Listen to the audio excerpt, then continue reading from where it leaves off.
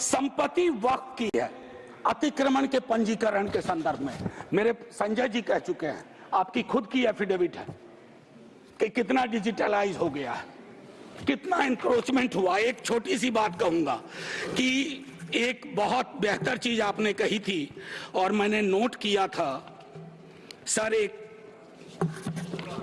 कायदे से, सॉरी नहीं ढूंढने में जो समय लगेगा नहीं सर, नहीं मिल गया सर, वो एक्चुअली सर, एक्चुअली एक मिनट सुनो सही सर, सुनो, ढूंढने में जो समय लगेगा उतना अतिरिक्त समय आपको मिलेगा। Thank you sir.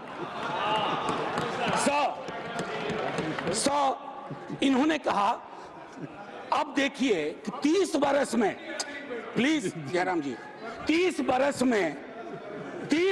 में सिर्फ 8, सर मैं इस बोनहोमी को तो धन्यवाद कहता हूं, लेकिन इससे मुझ जैसे सदस्य को थोड़ी दिक्कत होती है अपनी बात रखने में।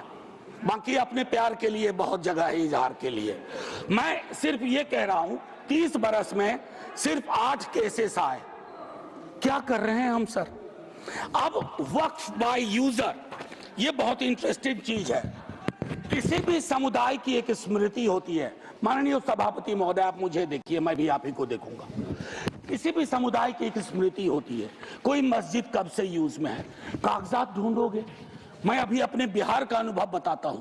हम बहुत छोटी जोत के किसान परिवार से आते थे, दादा के टाइम से। सर अभी वहां सर्वे हो रहा है, कागज हमें अपने घर में नहीं मिल रहा सर, ये और सर्वे ही बंद कर दिया बिहार की सरकार ने। तो मैं ये कह रहा हूं कि पूरे समुदाय को कटघरे में खड़ा करने के लिए आप यूं ही एक आम अदना मुसलमान शहरी, अदरवाइज वो परेशान है।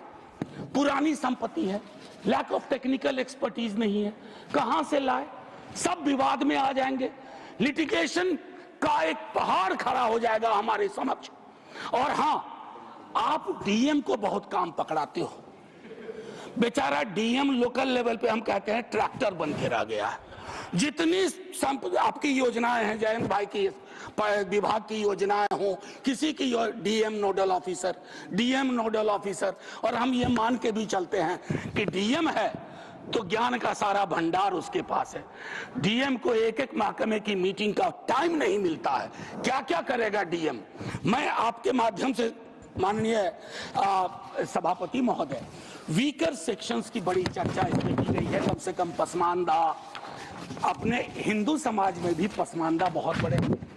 जब आप लोगों के पास आग्रह करता हूं जीरो आवर के माध्यम से या किसी उपकरण से कि साहब कास्ट सेंसस करवा दो, तो आप चुप हो जाते हैं। अभी संजय जी ने कहा कि भगवान ने अगर ये व्यवस्था नहीं बनाई ऊंच नीच की, जाति व्यवस्था की, तो भगवान के समक्ष जो इबादत का है, जो मंदिर है, वहां क्यों ये व्यवस्था बनी रहे?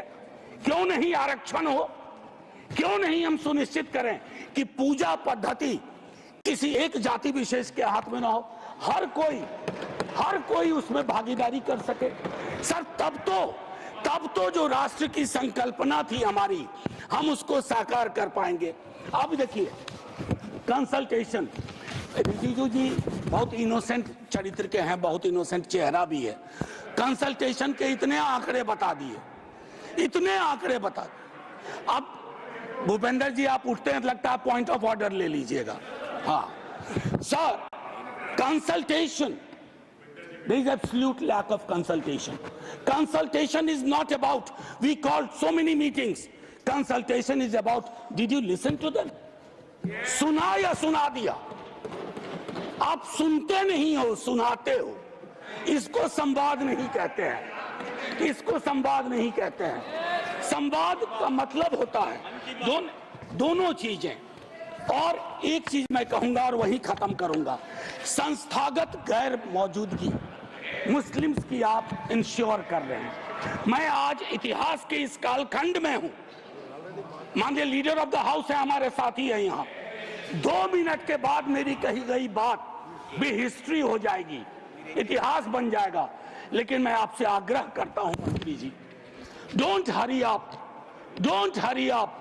इस देश के मुसलमान का इस मिट्टी पे कर्ज है और इस मिट्टी का मुसलमान पे कर्ज है।